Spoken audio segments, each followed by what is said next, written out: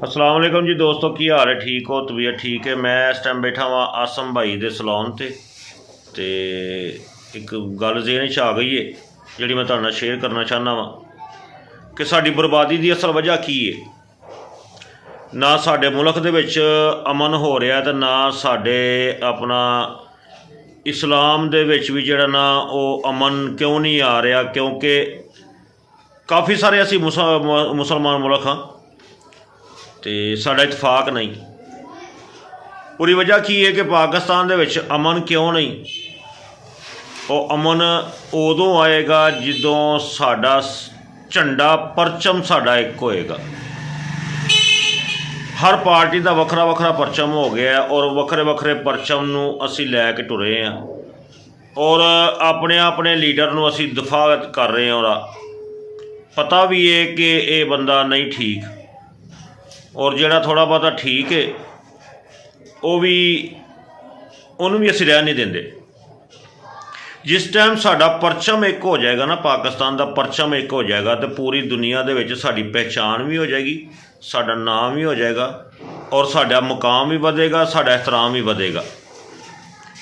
असी अपने अपने परचमां नूं लैके ते भज्जे फिरन डे आ बस जिदबाजी दे विच कि वह झूठा है, वह झूठा है, वह झूठा है, वह झूठा है। अल्लाह दे ओ बंदिओ, किसे नूं असी क्यों झूठा कहिए? जिस बंदे ने करनी है, गलती करनी है, कुताही करनी है, अल्लाह जाने तो वह काम जाने। अल्लाह के हजूर जाके तो माफ़ी नहीं है। इत्थे जिन्ना मर्जी का साम लेगा कित्थे लै जाना सो, वो अपनी गोर गर्दन ते करन दिया है। असी ठीक हो जाइए, साडा परचम एक हो जाए, कानून ठीक हो जाए तो सानू किसी चीज़ तो डरन की जरूरत ही को नहीं। इत्थे माड़े वास्ते होर कानून है, तगड़े वास्ते होर कानून है। जिस टाइम कानून ठीक होएगा ना तो हर चीज़ ठीक हो जाएगी। तो दूसरे नंबर पर आ गई जनाब साड़ियाँ टोपियाँ पगड़ियाँ, ये चेंज हो गई ने। जिहड़ा पीर साहब ने वो अपने जिहड़े पीर साहब जिहड़े रंग की टोपी पाते हैं या पगड़ी पाते हैं, उन्होंने मरीद भी उही पगड़ी या टोपी लैके टुरे ने। ठीक है जी। जिहड़ा मस्जिद इमाम आउंदा है इलाके दे विच या गली महल्ले दे विच, वो जिहड़े पासे आवाम नूं टुरदा है आवाम टुर पैंदी है। असी अल्लाह ते अल्लाह दे रसूल दा दीन लैके टुरे हैं। असी हज़रत मुहम्मद सल्लल्लाहु अलैहि वसल्लम उन्हां दा कलमा पढ़ के असी उन्हां दियां दसियां होईयां चीज़ां ते टुरना है, बजाए ये कि असी इन्हां दियां गल्लां दसियां होईयां ते टुरीए कि ऐ तुसां नहीं करना तो ऐ नहीं करना। जो अल्लाह ते अल्लाह दा रसूल कहंदा, जो कुरान पाक कहंदा, सानूं वो मनना चाहिए। तो मौलवी साहब अगे सारे अगे दरख्वास्त है मेरी कि अलामा साहब हजरत साहब बड़े अदब दे नाल एहतराम दे नाल मुहब्बत दे नाल गुजारिश है कि जनाब टोपियाँ एक कर लो। इस्लाम दे विच अपनियां अपनियां पगड़ियां ना बनाओ, अपनियां अपनियां टोपियां ना बनाओ। एक पहचान मुसलमान, बस ये नहीं कि फलाने पीर का मरीद है तो फलाने पीर का मरीद है तो फलाने मौलवी का शागिर्द है तो फलाने का शागिर्द है। एक पहचान बनाओ, असी सिर्फ मुसलमान हाँ।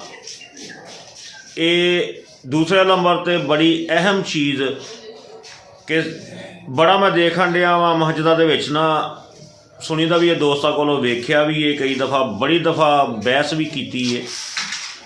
साड़ी जिहड़ी मस्जिद इंतजामिया है ना, वो एडी एडी आला किस्म की हो गई है कि सदके जावां उन्हां तो कि वड्डे नमाज पढ़ते होंगे, हालांकि 9 साल का या 7 साल का बच्चा और ते नमाज वाजिब हो जाती है, फर्ज हो जाती है।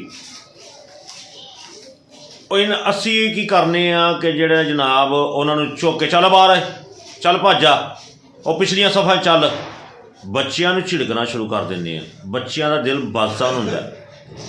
अगर अज इन्हों झिड़क के असी मस्जिद चो बाहर कढ़ांगे तो कल नूं कदी भी नहीं ये कोशिश करेंगे कि असी मसीते जाइए। मस्जिदां बच्चों की वजह तो अगों साड़ी आने वाली नस्ल ने आबाद रखनियां ने, तो लिहाजा इंतजामिया अगे भी यही गुजारिश है जनाब, जिहड़ी मस्जिद इंतजामिया ने बच्चों नाल शफकत करया करो, प्यार करया करो, इन्हों ना झिड़को।